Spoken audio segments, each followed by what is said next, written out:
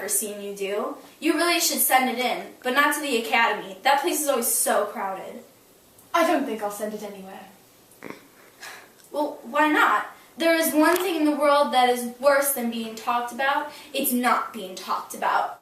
I know this might seem senseless, but I feel as though I've put myself into it too much. Ha! Too much of yourself. I didn't know you were so vain. You don't resemble this painting at all. You don't understand me, Harry.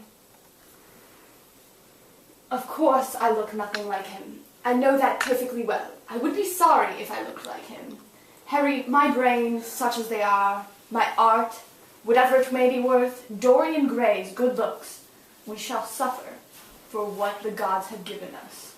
Suffer terribly. Ha! Dorian Gray, that's his name? Oh, well, I didn't mean to tell you. It just, slipped out. Why? Why wouldn't you? Well, you see, when I really like somebody, I can never tell their names to anyone.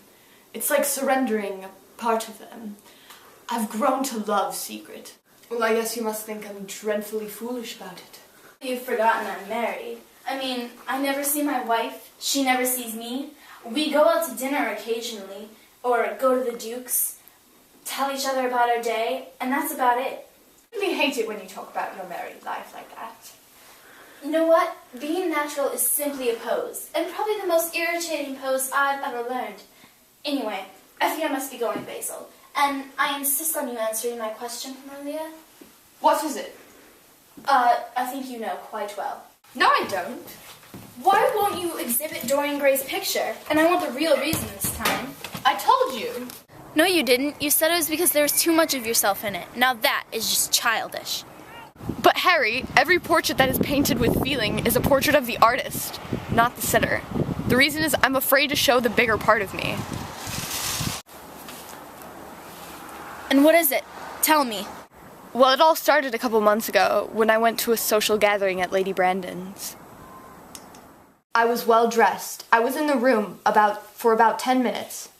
I suddenly became aware that someone was watching me. I turned around and saw Dorian Gray for the first time, and then I tried to escape, something I now feel cowardly for.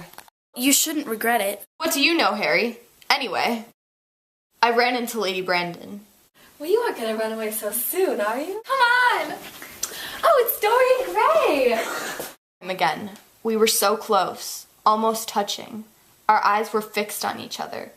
Later, he told me how he felt too that we were destined to know each other. And how did Lady Brandon describe Dorian?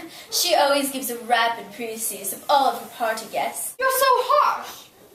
Oh, please, how can I admire her? She's so unwise. Okay, but what did she say about Mr. Gray? She said something like he was a charming boy. He does something like play the violin. Me and Dorian couldn't help from burst out into laughter. Well, laughter is always a good way to start a friendship. Oh, you don't know what friendship is. How rude, Basil. You know, you're not even an acquaintance to me, more like a brother. But I don't care for brothers. My older brother won't die, and my younger brothers seem to do nothing else. Harry, now you're just being rude.